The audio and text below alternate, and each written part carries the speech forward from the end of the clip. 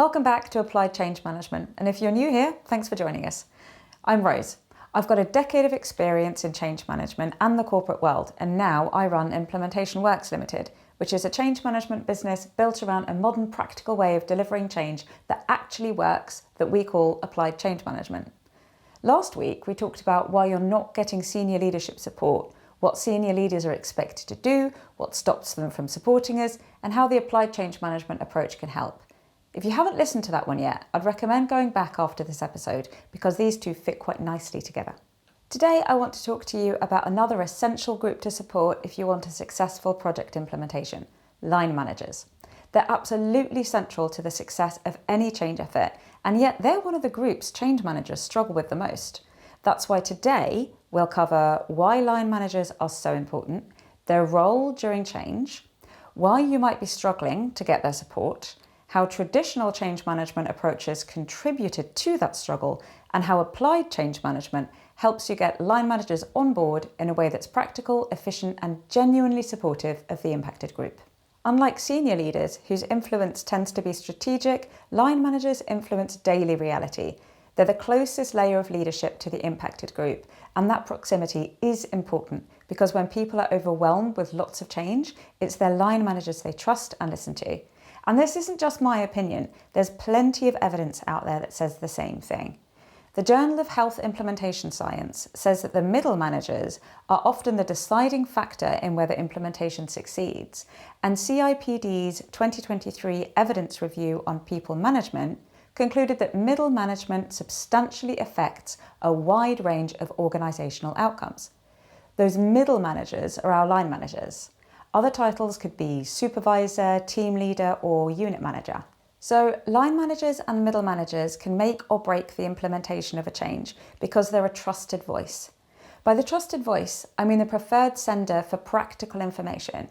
Although leaders introduce the vision and create the strategic future for the organisation, line managers explain what it actually means for day-to-day work. We need both the why and the vision from the senior leaders and the so what from the line managers. Said in another way, if leaders look ahead to the next 5 years, line managers translate that into what you need to do on Monday. They're a critical part of the feedback loop. They hear concerns and questions before anyone else, and they're the first people the impacted group will turn to when something doesn't make sense.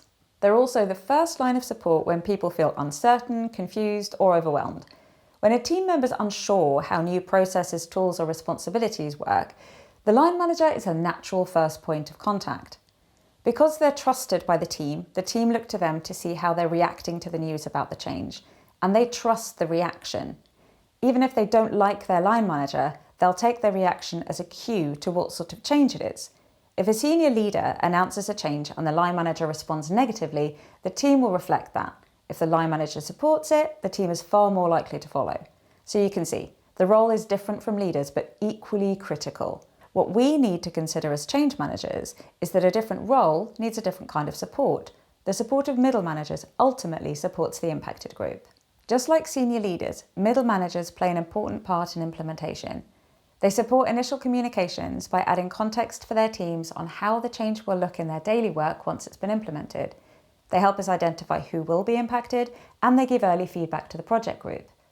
They're also central to training and skills development, holding team conversations about what's changing and why, addressing early resistance as it appears, and modelling the behaviours needed to move the team forward towards business as usual. This may sound simple enough, but in reality, you might struggle to get line management buy-in and support.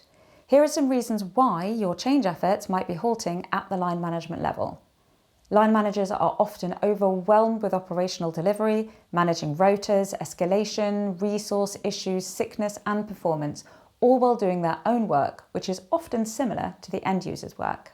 Because they're so close to the impacted group, they also carry a lot of the emotional and practical burden of change. Yet despite this, they're usually the least prepared for change. Studies regularly show that middle managers get the least support before being expected to support others. This lack of preparation creates a fear of being unable to answer their team's questions, and when the change hasn't been clearly linked to their team's workload or priorities, it simply won't rise to the top of their to-do list. This is why traditional change management often falls short. In traditional approaches, Line managers are often seen as delivery mechanisms rather than as stakeholders who actually need practical support. Traditional change management usually sends line managers pre-written talking points and expects them to cascade this information to the impacted group, gives them generic training while expecting them to be champions of the change, and assumes they automatically understand how to engage their teams. It also measures their support by whether they sent communications or booked people into training. This top-down task-based approach creates two problems. Firstly, line managers feel unprepared because they're given information but not understanding. No one's taken the time to work with them to understand how this is going to impact their teams or what the high-level vision means. That's uncomfortable, and so they might not share the information they're expected to cascade at all. Secondly, they're often told to champion the change, but haven't been given the tools, context, or confidence to do it well.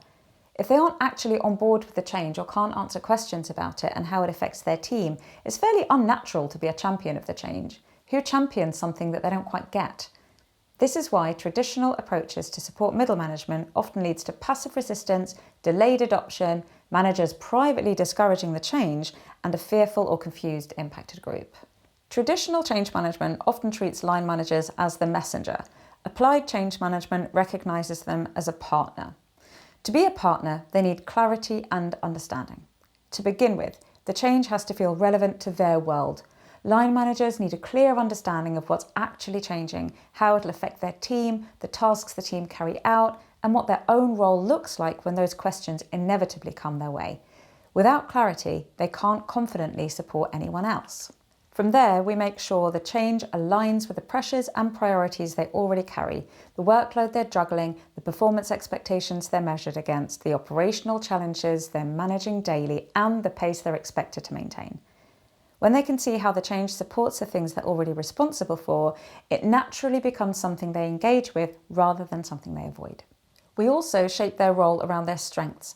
Instead of handing them scripted lines, we work with them to express the change in a way that feels authentic to their leadership style and role. That means helping them talk about what the change means for their team, why it matters, how they plan to support their staff, and where people can go for more help. This builds confidence instead of pressure. Applied change management also positions line managers at the heart of the feedback loop. They're the first to notice confusion, resistance, or practical barriers, which means they provide the most valuable insight during implementation. Rather than treating them as a channel to push messages through, we treat them as essential partners who keep us connected to what's really happening on the ground. And finally, we support them with practical tools instead of change theory. That might be short walkthroughs of the tasks they'll be supporting, simple talking points linked directly to their team, easy ways to escalate concerns, and clear routes for support during go-live. We also help them think through how to sustain the change with their team afterwards so they feel equipped rather than overloaded. Let me tell you about how the applied approach has helped me in projects I've been involved in. A new system was being implemented in a large international company. The line managers weren't going to be using the new system, but they did need to understand it enough to support their teams. So we focused on the tasks that were changing for their teams. Not only did this support the impacted group by describing exactly what was changing, but we could share that information with the line managers. They could then work with us to identify what would matter most to their teams, and they had an idea of what sorts of questions they'd be asked, as well as actually being able to answer those questions. Then we looked at their specific priorities. In last week's podcast, I talked about strategic priorities from the senior leadership team. Those priorities trickle down, and variations of it become the priorities of the department and the teams. So, when we're working with line managers on a change in a system, we made sure they understood how the change supported their priorities and hopefully would make their lives easier eventually. We also created a support pack specifically for them. The package included the high-level future vision from the leaders and sponsors. It had information for them on best practice implementation approaches for line managers, but made with them in mind rather than generic fluff. And it had details on who to speak to and where to find more information. And finally, we made sure that we were on hand to support them.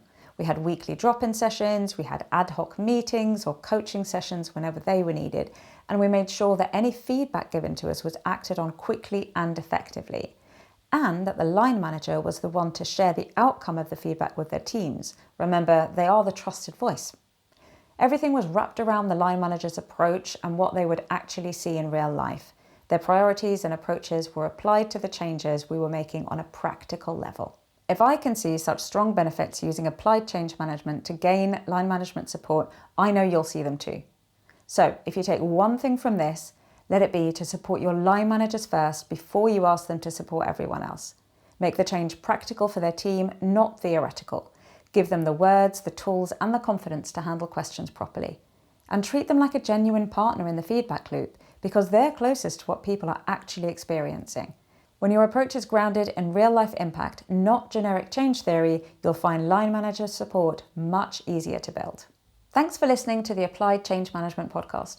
Each week, I'll be giving more insights into applied change management and discussing important topics within the sector. If you found this episode helpful, please follow, like, comment, and share it within your network, and come back next Thursday, where we'll be talking about how to get to the root of resistance to improve our implementation. I'll see you then.